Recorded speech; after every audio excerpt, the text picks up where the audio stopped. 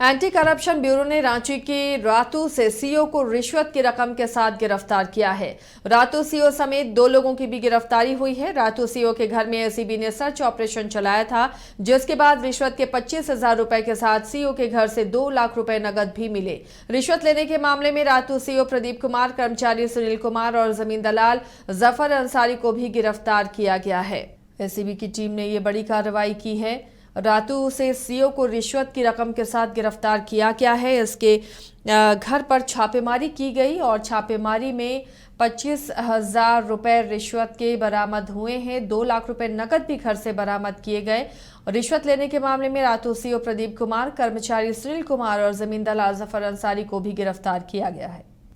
भ्रष्टाचार के खिलाफ नकेल कसने की कोशिश और रातू सीओ रंगे हाथों गिरफ्तार किए गए हैं। आपको बता दें कि जमीन के मामलों में बिना रिश्वत के काम नहीं होता और कई ऐसे रिश्वतखोर कर्मचारी गिरफ्तार किए जा रहे हैं जो लोगों से जमीन के एवज में पैसों की मांग करते हैं। जमीन का कोई भी काम होता है तो लोगों को अंचल कार्यालय के चक्कर लगाने पड़ते हैं और मामला रिश्वत पर आता है तभी जाकर आपका काम होगा। और इसी मामले में एसीबी ने कार्रवाई करते हुए रातू सीओ को रंगे हाथों 25,000 रुपए रिश्वत लेते गिरफ्तार किया है। सहयोगी कमल जुड़े हुए हैं इस मामले पर अपडेट के साथ। कमल, ऐसे भी अंचल कार्यालय कहीं भी अमूमन आप जाएं तो बिना पैसों का काम नहीं होता है। रातू सीओ की रिश्वत लेते हुए गिरफ्तारी हुई है, क्या कुछ और अपडेट वहां से मिल रहा है? देखिए, रातू सीओ के द्वारा एक आर्मी में थे, उनके द्वारा मोटेशन के लिए उन्हें आवेदन दिया गया था और उनसे रिश्वत की मांग की गई थी रातू सीओ प्रदीप कुमार के द्वारा।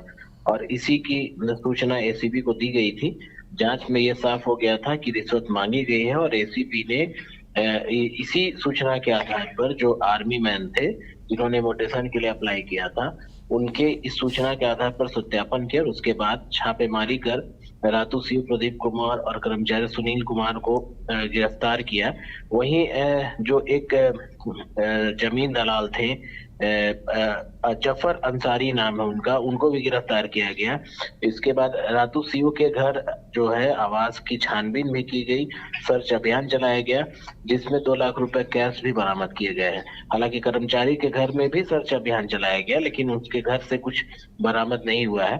फिलहाल जो एसीबी है उनसे पूछताछ कर रही है कि और क्या क्या किससे किससे रिश्वत ली गई थी, छानबीन जारी है। और एसीबी की टीम लगातार ये कार्रवाई करती रही है राजधानी रांची और आसपास के इलाके में, और झारखंड में इस तरह की कार्रवाई हुई है।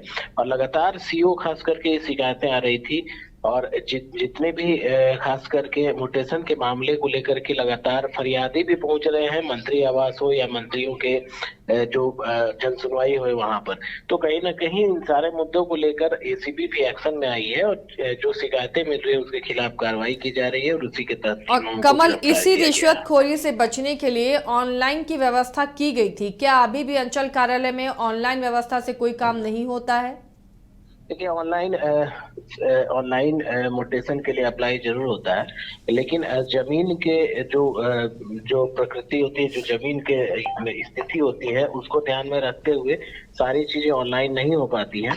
और इस वजह से सीओ और कर्मचारी हो या फिर वहाँ जो भी स्टाफ है, अमीन से लेकर के कर्मचारी, सीओ, सीआई, सबके द्वारा उस जो जमीन की स्थिति को लेकर के अलग से फिर डिमांड की जाती है पेपर्स अगर सही पेपर्स नहीं मिलते हैं तब रिश्वत की मांग की जाती है, या सही पेपर होने के बावजूद वो रिश्वत की मांग करते हैं। जब तक रिश्वत के पैसे नहीं मिलता तब तक फाइल आगे नहीं बढ़ता है। महीनों फाइल पड़ा रहता है एक टेबल पर, एक टेबल से दूसरे टेबल तक जाने के लिए भी फाइल को मूवमेंट के लिए पैसे लिए जाते हैं।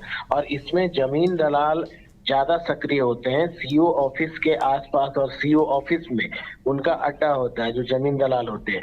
शिकायत तो ये भी मिलती रही है लगातार कि कई लोग जो जमीन की मोटेशन के लिए आते हैं या जमीन को लेकर के अपनी समस्या को लेकर के सीओ के पास आते हैं, तो सीओ के द्वारा उन या फिर उस इलाके के थाना या फिर पुलिस पदाधिकारी या दलाल के द्वारा कई लोग जो मिली भगत है उनके द्वारा ये भी कहा जाता है कि ये काम नहीं हो सकता, हमारे थ्रू जाए तब ये काम होगा। और इसी तरह से रिश्वत का खेल शुरू होता है। रिश्वत के रकम को बांटा जाता है।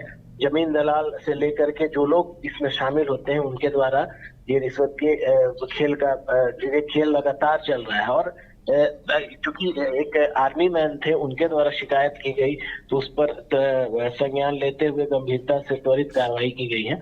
हालांकि इससे पहले भी एसीबी ने कई लोगों को गिरफ्तार किया है। जी चलिए, बने रहिए कमल हमारे साथ, अगली खबर पर भी आपका अपडेट लेंगे। तो इस तरह ये रिश्वतखोरी का चेन चलता है और कहीं भी बिना पैसों के जमीन का काम कराना मुश्किल होता है।